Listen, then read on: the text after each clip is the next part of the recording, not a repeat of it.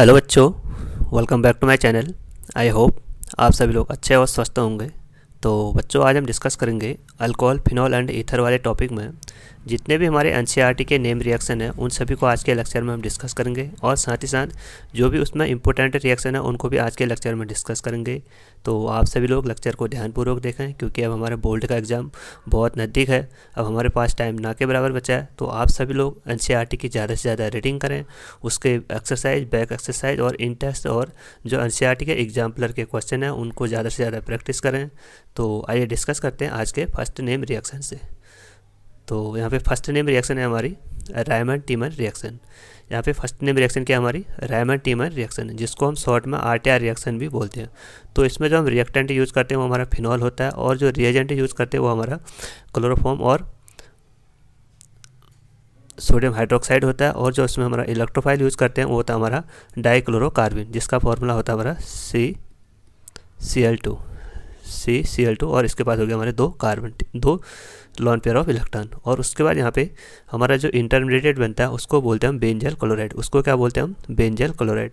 और जो लास्ट में यहाँ पे हमको फाइनल प्रोडक्ट ऑब्टेंड होता है उसको बोलते हैं यहाँ पे सैलिसिल अल्डिहाइड, यानी आर्थो हाइड्रोक्सी बेंजल्डिहाइड भी इसको हम बोलते हैं। तो आइए यहाँ पे रिएक्शन को डिस्कस करते हैं।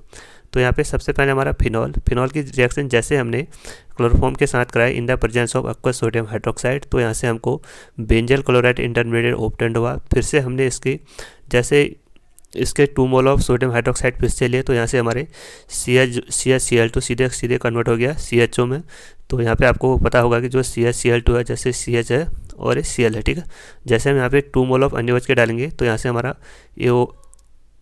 ये HCl करके रिमूव हो जाएगा, और यहाँ पे हमको 2 मोल ऑफ OH बन जाएंगे। बट हम जानते हैं कि एक कार्बन पे 2 OH ग्रुप अनस्टेबल होते हैं, तो यहाँ से हमारा H2O ग्रुप रिमूव आउट हो जाता है। तो यहाँ पे बनता है हमारा CHO, जो कि यहाँ पे CHO ग्रुप है।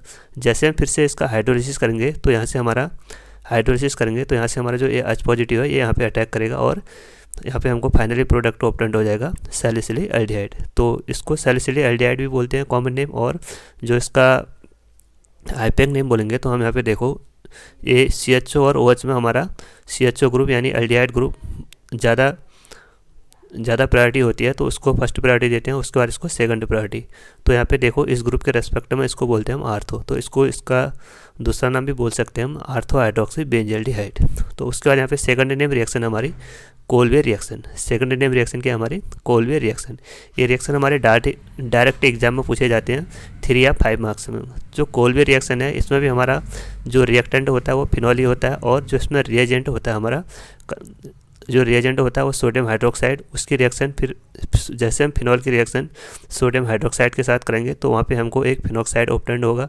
जैसे हम फिनॉक्साइड आयन की रिएक्शन कार्बन डाइऑक्साइड के साथ करेंगे in the presence of acidic medium, उसके बाद उसका हाइड्रोलिसिस करेंगे तो वहाँ पे हमको एक फाइनल प्रोडक्ट ऑब्टेंड होता है सैलिसिलिक एसिड, जिसको क्या बोलते हैं हम? सैलिसिलिक एसिड, या उसका आईपैक नेम बोलते हैं हम 2 हाइड्रोक्सी बेंजोइक एसिड। तो आइए हम इसकी रिएक्शन को डिस्कस करते हैं। तो यहाँ पे देखो सबसे पहले फिनॉल है। फिनॉल की रिएक्शन जैसे हमने सोडियम हाइड्रोक्साइड के साथ की तो यहाँ से हमको फिनॉक्साइड आयन ऑब्टेंड हो गया। फिर जैसे हमने इसकी रिएक्शन कार्बन डाइऑक्साइड के साथ की और फिर हमने उसका जैसे हाइड्रोलिसिस किया तो यहाँ से हमको सैलिसिलिक एसिड ऑब्टेंड हो गया, या जिसको बोलते हैं हम 2 हाइड्रोक्सी बेंजोइक एसिड। तो ये थे हमारी 2 मोस्ट इंपॉर्टेंट नेम रिएक्शन जो 3 या 5 मार्क्स में पूछी जाती है, ठीक है। उसके बाद यहाँ पे एक मोस्ट इंपॉर्टेंट रिएक्शन और है जिसको बोलते हैं हम विलियमसन ईथर सिंथेसिस। इस रिएक्शन का यूज हम जो अनसिमेट्रिकल और सिमेट्रिकल ईथर होते हैं उनके प्रिपरेशन के लिए यूज़ करते हैं। बेसिकली यह एक लेबोरेटरी मेथड है। और जो ये रिएक्शन होती है वो हमारी असंटू रिएक्शन को फॉलो करती है, ठीक है। जो इस रिएक्शन में हमारा जो अल्काइल हैलाइड होता है उस पर हम सोडियम अल्कोक्साइड की रिएक्शन करते हैं। जैसे sodium alkoxide reaction sodium alkyl halide पे रिएक्शन करता है तो वहाँ पे हमको ईथर ऑब्टेंड होता है। ईथर क्या होता है? जब ऑक्सीजन के दोनों ओर अल्काइल ग्रुप अटैच्ड होते हैं। अगर दोनों ऑक्सीजन के दोनों ओर सेम ग्रुप अटैच्ड होंगे, सेम अल्काइल ग्रुप अटैच्ड होंगे तो उसको बोलते हैं हम सिमेट्रिकल। अगर ऑक्सीजन के दोनों ओर डिफरेंट अल्काइल ग्रुप अटैच्ड होंगे तो उसको बोलते हैं हम अनसिमेट्रिकल, ठीक। तो यहाँ पे एक रिएक्शन की कंडीशन भी होती है जो कि एग्जाम में हर बार पूछी जाती है।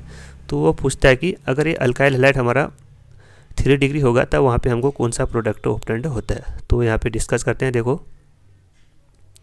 तो यहाँ पे सबसे पहले हमने रिएक्शन लिखी है। जैसे हमारा ये सोडियम अल्कोक्साइड है, सोडियम अल्कोक्साइड की रिएक्शन जैसे हमने यहाँ पे अल्काइल हैलाइड के साथ की यानी मेथाइल ब्रोमाइड के साथ की, तो यहाँ पे हमको ईथर ऑब्टेन्ड हो गया। तो यहाँ पे देखो जो हमारा अल्कोक्साइड है वो एज ए न्यूक्लियोफाइल वर्क कर रहा है, एज ए न्यूक्लियोफाइल वर्क कर रहा है। और यहाँ पे जो कब कर रहा है न्यूक्लियोफाइल वर्क, जब हमारा यहाँ पे अल्काइल हैलाइड 1 डिग्री है। जैसे यहाँ पे हमारा अल्काइल हैलाइड 3 डिग्री होगा या 2 डिग्री होगा तो वहाँ पे हमारे एलिमिनेशन की रिएक्शन हो जाती है। क्यों? क्योंकि वहाँ पे जो हमारा अल्कोक्साइड होता है वो एज ए बेस वर्क करता है। ठीक है, तो यहाँ पे देखो इस रिएक्शन की कंडीशन ये है कि जो हमारा अल्काइल हैलाइड है वो 1 डिग्री होना चाहिए। अल्काइल हैलाइड हमारा 1 डिग्री या प्राइमरी होना चाहिए, बट जैसे हमारा अल्काइल हैलाइड 3 डिग्री या 2 डिग्री होगा तो वहाँ पे हमारे एलिमिनेशन की रिएक्शन हो जाती है। क्यों? क्योंकि वहाँ पे हमारा देखो एक बल्कीनेस आ जाता है। इस ग्रुप में क्या आ जाता है? बल्कीनेस आ जाता है। जो हमारा जो अटैकिंग रिएजेंट होता है यानी सोडियम अल्कोक्साइड वो एज ए बेस वर्क करता है। एज ए बेस वर्क करेगा तो वो क्या करेगा, इसके अल्फा वाले पोजिशन में से हाइड्रोजन को एक्सेप्ट करेगा और यहाँ से सीधे इसको अल्कीन में कन्वर्ट कर देता है। ठीक है, तो आपको क्या करना है, रिएक्शन की कंडीशन को याद करना है। जो रिएक्शन जहाँ पे थोड़ा कन्फ्यूजिंग होते हैं वही एग्जाम में सबसे ज़्यादा पूछी जाती है। उसके बाद यहाँ पे एक रिएक्शन और है हमारी डीहाइड्रोहैलोजिनेशन रिएक्शन ऑफ अल्कोहल। ये भी हमारी मोस्ट इंपॉर्टेंट रिएक्शन है, इस बार के एग्जाम में आई हुई थी। तो इसमें क्या करते हैं, डीहाइड्रोहैलोजिनेशन क्या होता है, सपोज यहाँ पे हमारा एक अल्कोहल है, देखो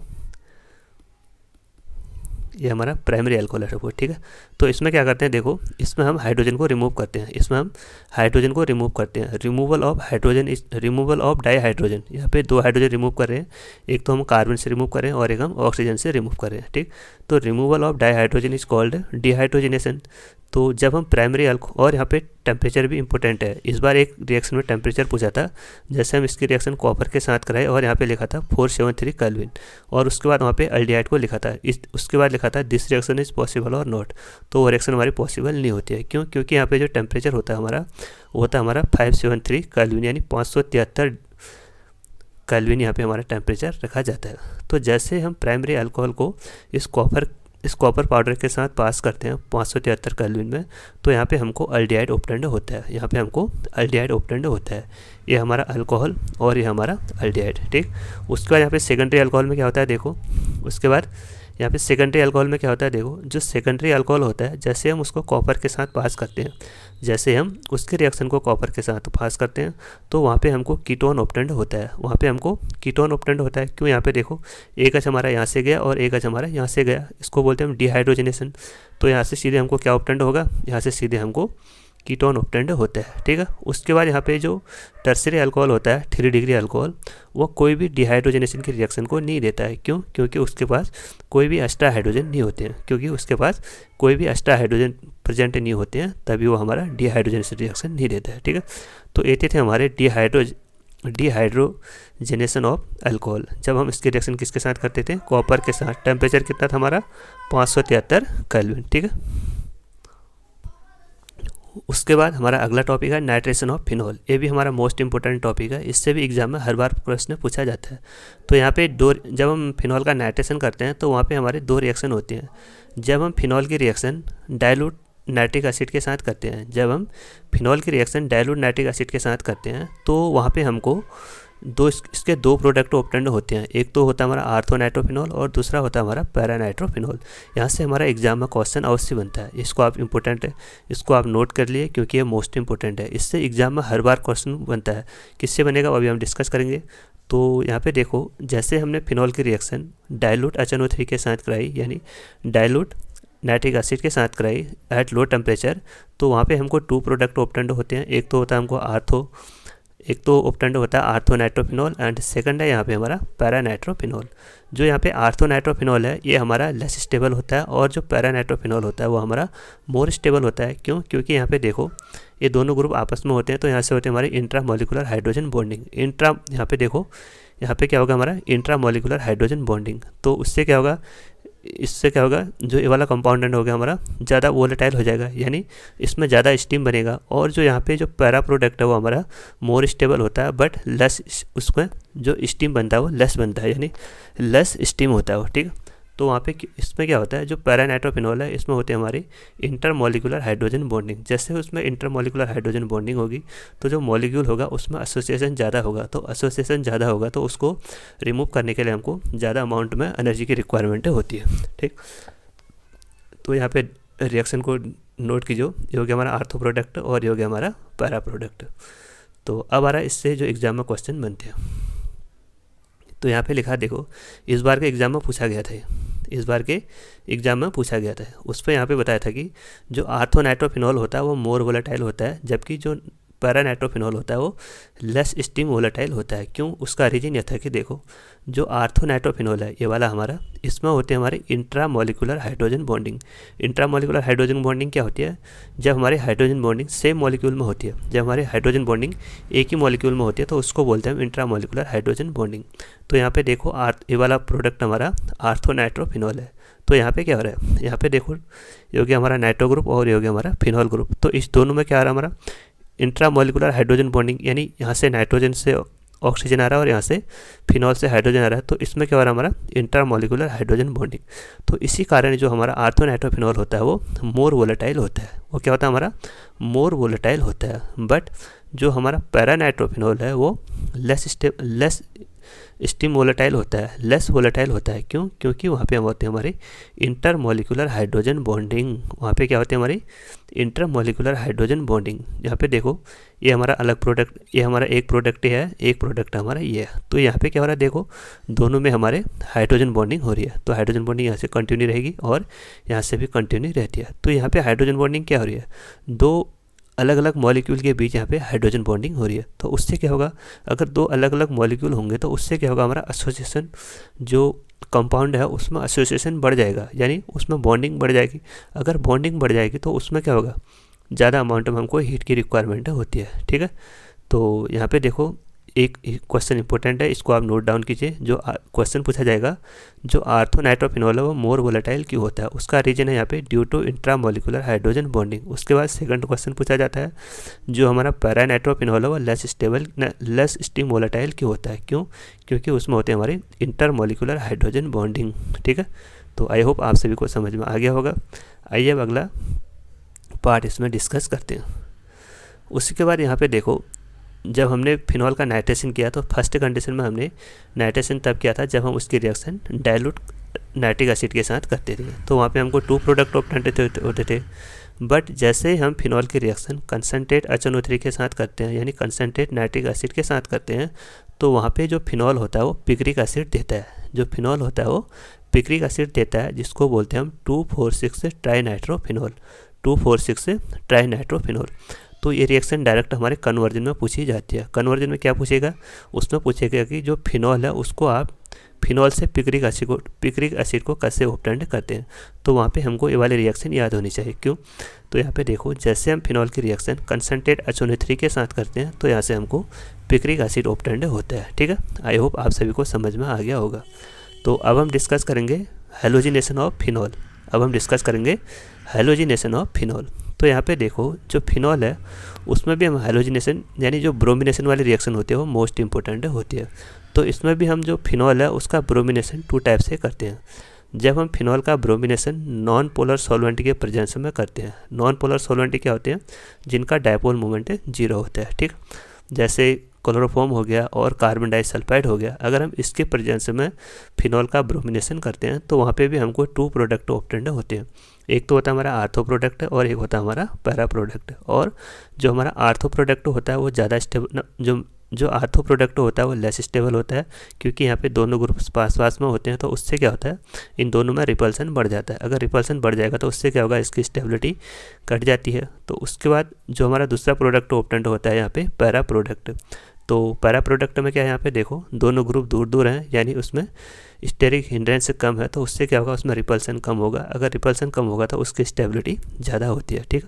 जब हमने फिनॉल की रिएक्शन जब हमने फिनॉल का ब्रोमिनेशन किया in the presence of CH2 यानी नॉन पोलर सॉल्वेंट, तो यहाँ पे हमको 2 प्रोडक्ट ऑब्टेन्ड हो रहे हैं। एक तो हो रहा है हमको माइनर प्रोडक्ट और एक हो रहा है यहाँ पे मेजर प्रोडक्ट। जो मेजर वाला है वो तो हमारा पैरा प्रोडक्ट है और जो आर्थो वाला है वो हमारा माइनर प्रोडक्ट है। अब हम डिस्कस करेंगे जब हम फिनॉल का ब्रोमिनेशन पोलर प्रोटिक सॉल्वेंट के प्रेजेंस में करते हैं। तो यहाँ पे अगली रिएक्शन है, एक मिनट, यहाँ पे अगली रिएक्शन है जब हम फिनॉल का ब्रोमिनेशन पोलर प्रोटिक सॉल्वेंट के प्रेजेंस में करते हैं। पोलर प्रोटिक सॉल्वेंट क्या होते हैं? जो ईजिली प्रोटॉन दे देते हैं, जो ईजिली H+ दे देते हैं, उसको बोलते हैं हम पोलर प्रोटिक सॉल्वेंट। तो वहाँ पे हमारा जो फिनॉल होता है, वहाँ पे जो फिनॉल होता है वो एक प्रोडक्ट वो देता है जिसको बोलते हैं हम 2,4,6 ट्राइब्रोमोफिनॉल। उसको क्या बोलते हैं हम? 2,4,6 ट्राइब्रोमोफिनॉल। तो ये रिएक्शन भी हमारे कन्वर्जन में पूछी जाती है, ये रिएक्शन भी हमारी कन्वर्जन में पूछी जाती है। तो वहाँ पे पूछता है फिनॉल को आप सीधे 2,4,6 ट्राइब्रोमोफिनॉल में कैसे कन्वर्ट करोगे? तो वहाँ पे हम क्या करेंगे, जैसे हम यहाँ पे फिनॉल की रिएक्शन ब्रोमीन के साथ करी in the presence of polar protic solvent यानी वाटर के प्रेजेंस में, तो यहाँ से हमको एक प्रोडक्ट ऑब्टेंड होता है 2,4,6 ट्राइब्रोमोफिनॉल, जिसका कलर कैसा होता है? हमारा वाइट PPT। ठीक है, ये सभी रिएक्शन हमारे कन्वर्जन में यूज होती है। उसके बाद यहाँ पे एक रिएक्शन और इम्पोर्टेंट है जिसको बोलते हैं हम, जब हम फिनॉल की रिएक्शन जिंक के साथ करते हैं। जिंक क्या है? एक मेटल है। मेटल का काम क्या होता है? इलेक्ट्रॉन को डोनेट करना। तो यहाँ पे देखो, जब हम फिनॉल की ये रिएक्शन भी हमारे कन्वर्जन के पर्पज से मोस्ट इंपॉर्टेंट है। कन्वर्जन में यह रिएक्शन अवश्य पूछी जाती है आपको। तो देखो, जब हम फिनॉल की रिएक्शन जिंक के साथ करते हैं टेम्परेचर के प्रेजेंस में, तो यहाँ पे जो फिनॉल होता है वो सीधे बेंजीन में कन्वर्ट हो जाता है। तो रिएक्शन में पूछता है आप फिनॉल को कैसे बेंजीन में कन्वर्ट करोगे? तो वहाँ पे आप फिनॉल की रिएक्शन लिखोगे, उसके बाद उसकी रिएक्शन जिंक के साथ करोगे, उसको हीट करोगे, तो उसके बाद यहाँ पे हमको फिनॉल ऑब्टेंड बेंजीन ऑब्टेंड हो जाता है। ठीक है, उसके बाद यहाँ पे एक लास्ट रिएक्शन और है, जब हम फिनॉल का ऑक्सीडेशन करते हैं। तो यहाँ पे हमारा रिएक्टेंट तो होता है हमारा फिनॉल, और जो इसमें रिएजेंट होता है वो होता है हमारा क्रोमिक एसिड, जिसको बोलते हैं हम Na2Cr2O7 in the presence of H2SO4। ठीक है, और यहाँ पे जो हमको प्रोडक्ट ऑब्टेंड होता है वो होता है हमारा बेंजोक्विनोन यानी जिसको बोलते हैं हम कॉन्जुगेटेड डाइकीटोन। तो यहाँ पे रिएक्शन को देखते हैं। तो यहाँ पे देखो, जैसे हमने फिनॉल की रिएक्शन क्रोमिक एसिड के साथ कराई, क्रोमिक एसिड यानी Na2Cr2O7 in the presence of H2SO4, तो यहाँ से हमको बेंजोक्विनोन ऑब्टेंड होता है। बेंजोक्विनोन यानी जो हमारा फिनॉल है, जो हमारा बेंजीन है, उसके आर्थो और पैरा पोजीशन पे उसके 1 और 4th पोजीशन पे डाइकीटो ग्रुप लग जाता है, जिसको बोलते हैं हम बेंजोक्विनोन। तो बच्चों, ये थे हमारे आज के मोस्ट इंपॉर्टेंट रिएक्शन। इसमें से जो हमारे रायमर-टिमर रिएक्शन और कोल्बे रिएक्शन और एक रिएक्शन और थे हमारे विलियमसन ईथर सिंथेसिस, ये तो डायरेक्ट हमारे नेम रिएक्शन में पूछे जाते हैं। और जितने हमारे अदर रिएक्शन थे, जैसे कॉपर वाली रिएक्शन और जैसे ब्रोमिनेशन किया हमने, उसका नाइट्रेशन किया, और जैसे फिनॉल की रिएक्शन जिंक के साथ कराया, और लास्ट में जब हमने फिनॉल की रिएक्शन क्रोमिक एसिड के साथ कराया यानी ऑक्सीडेशन कराया फिनॉल का, तो ये सभी रिएक्शन हमारे कन्वर्जन में पूछी जाती है। और जो हमारे आर्थोनाइट्रोफिनॉल और पैरानाइट्रोफिनॉल वाले प्रोडक्ट हैं वो भी एग्जाम में हर बार पूछी जाते हैं, क्योंकि वहाँ पे जो रिएक्शन होती है ना, वो उसमें वोलेटाइल के कंडीशन में पूछता है। वोलेटाइल क्या होता है? जिसमें इजीली वेपर बन जाते हैं, उसको बोलते हैं वोलेटाइल। आपने यह सॉल्यूशन वाले टॉपिक में पढ़ा होगा। ठीक, तो आज के लेक्चर को यहाँ पे एंड करते हैं। अगर आपको यह सीरीज़ पसंद आ रही है तो इस सीरीज़ को ज़्यादा से ज़्यादा लाइक करें, शेयर करें और सब्सक्राइब करें। Thank you.